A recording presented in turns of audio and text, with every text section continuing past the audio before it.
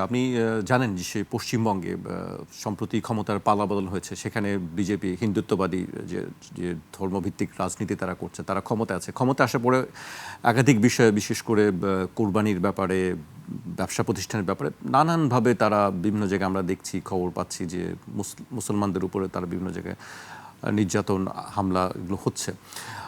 আরেকটি খবর, আমি যেটি একেবারে সর্বশেষ খবর, সেই খবরটি একটু উল্লেখ করতে চাই। ভারতের ঐতিহাসিক ভোজশালা কামাল মাওলা মসজিদ কমপ্লেক্সকে দেবী বাগদেবীর মন্দির হিসেবে ঘোষণা করেছে মধ্যপ্রদেশ হাইকোর্ট। আদালত বলছে এই কমপ্লেক্স রাজা ভোজের সংস্কৃত শিক্ষার কেন্দ্র ও সরস্বতী মন্দির ছিল, সেখানে এখন শুধু মন্দিরের পূজার অধিকার বহাল থাকবে। এতদিন মুসলমানরাও সেখানে নিয়মিত নামাজ আদায় করতেন। এই ঘটনাকে আসলে আপনি কিভাবে দেখছেন, যে দুই দেশের মধ্যে আসলে কি ধরনের প্রভাব পড়তে পারে বলে আপনার কাছে মনে হয়? আসলে মূল বিষয়টা এখানে যে বিজেপি, যেটা হিন্দুত্ববাদী, এদেরকে আমি রাজনৈতিক দল মনে করি না আর বলিও না। এর একটা সন্ত্রাসী সংগঠন।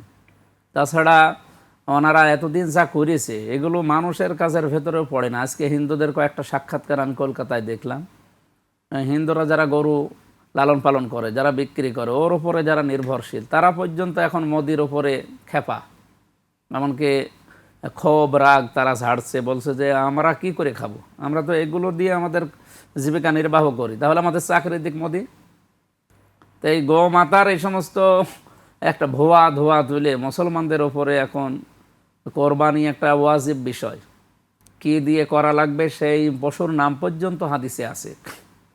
ওট বলেন, মহিষ বলেন, গরু বলেন, এরপরে ছাগল বলেন, ভেড়া বলেন, দম্বা বলেন, এগুলোর নাম সব উল্লেখ করা আছে।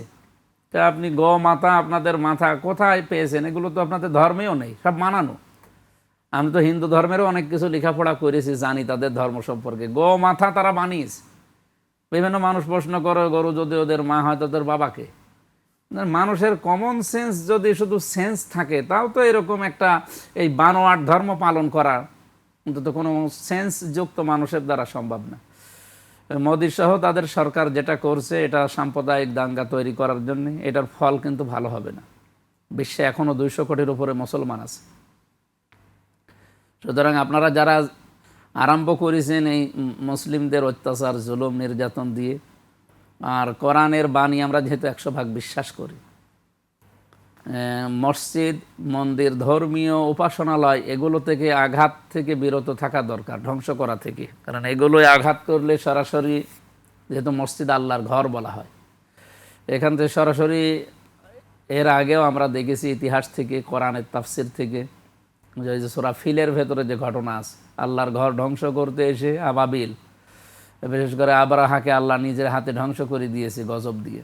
আমারও আশঙ্কা হচ্ছে, না জানি এদের ওপরও কোনো গজব চলে আসে কিনা, যেখানে বছরের পর বছর ধরে আল্লাহর ইবাদত হয়, হঠাৎ করে কি একটা মন্ত্র আপনি সামনে নিয়ে এসে সেটাকে আবার মন্দির ঘোষণা দিচ্ছেন। এটা তো মুসলমানদের শুধু অস্তিত্বে আঘাত না, আল্লাহর অস্তিত্বেও আঘাত লাগছে। সুতরাং আল্লাহ যদি কোনো সেন্স, মানে কোনো অ্যাকশন নেয়, তখন তো আপনারা বাঁচতে পারবেন। আপনাদের সতর্ক করছি। হয়তো আপনারা আল্লাহকে বিশ্বাস করেন না, কিন্তু আমরা যারা বিশ্বাস করি সেই বিশ্বাসের জায়গা থেকে বলছি, আশা করছি আপনারা বিরত থাকবেন এই নিকৃষ্ট, এই অবৈধ কাজ থেকে। আমরা এখন বাংলাদেশে যদি ধোয়া তুলি যে এখানে মাত্র 4% হিন্দু আছে, আমরা 92% মুসলমান, অন্যান্য ধর্মের আরও 4%, সব মিলে 100%। 92% মুসলমান আমরা এখন আওয়াজ তুলি যে ঢাকেশ্বরী মন্দিরে তো 100 বছর আগে বা 500 বছর আগে এই জায়গায় আমাদের মসজিদ ছিল, আপনি মেনে নেবেন? সচেতন হিন্দু যারা, এই মানুষগুলো এগুলো সাপোর্ট করছে না।